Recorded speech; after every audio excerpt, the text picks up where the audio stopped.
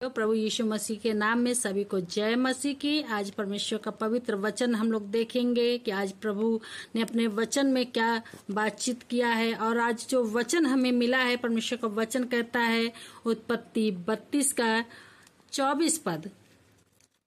इस वचन में परमेश्वर आज हमसे क्या बातचीत करते हैं, आइए हम लोग देखते हैं।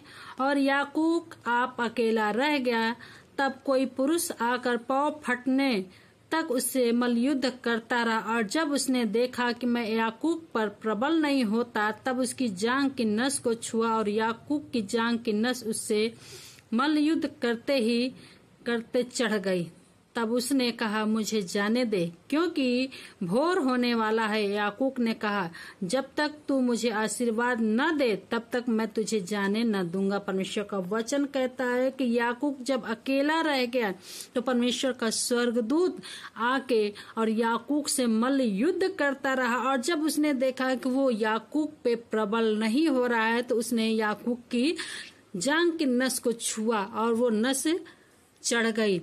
और परमेश्वर का वचन कहता है कि याकूब ने उससे कहा कि मैं तुझे जाने नहीं दूंगा। उस स्वर्गदूत को याकूब ने मल्ल युद्ध में पकड़ रखा था। और वहां पे हम लोग देखते हैं कि आज हमें भी परमेश्वर के वचन को पकड़े रहना है, बार बार परमेश्वर से मांगना है, और उस विषय के लिए हमें प्रार्थना करना। जिस प्रकार यहाँ याकूब कहता कि जब तक तू मुझे आशीष न दे ले, मैं तुझे जाने नहीं दूंगा। तो यदि हम अपने जीवन में उन आशीषों को देखना चाहते हैं, तो हमें परमेश्वर के सामने इन बातों को रखना है, हमें प्रार्थना करना है। और परमेश्वर का वचन कहता है कि हमें भी याकूब की तरह मजबूत रहना है कि हम परमेश्वर के सामने अपनी बातों को रख सके। और जब तक परमेश्वर हमें दे नहीं देता, हमें मांगते रहना है। और परमेश्वर का वचन कहता है कि जब तक तू मुझे आशीर्वाद न दे, तब तक मैं तुझे जाने न दूंगा। और उसने याकूब से पूछा,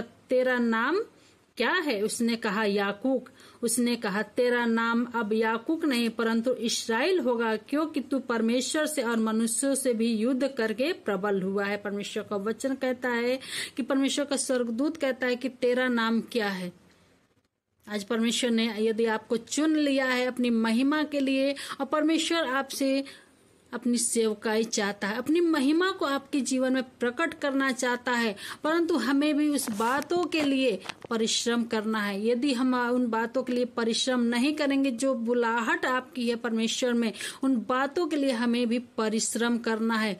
जब हम परिश्रम करेंगे तो हम उसका प्रतिफल अपने जीवन में देखेंगे। प्रभु कहता है, क्योंकि तू परमेश्वर और मनुष्यों से युद्ध करके प्रबल हुआ है, तू मनुष्यों से भी और परमेश्वर के सामने भी तू प्रबल हुआ है। अपनी प्रार्थनाओं के द्वारा परमेश्वर के मन को बदला जा सकता है। हम बार बार परमेश्वर के सामने उन बातों को रखें, घुटने टेके प्रार्थना करें। क्यों ना परमेश्वर देगा अपने मांगने वालों को। वचन ही बताता है कि जब तुम धरती के माता पिता हो के अपने बच्चों को अच्छी वस्तुएं देना चाहते हो, तो मैं तुम्हारा स्वर्गीय पिता हूँ, मैं तुम्हें क्यों ना दूंगा। तो हमें अपने परमेश्वर से मांगना है, उस खुदा से मांगना है, और उस खुदा की इच्छा को पूरी करना है। हम अपनी इच्छा को नहीं परंतु परमेश्वर की इच्छा को पूरी करें।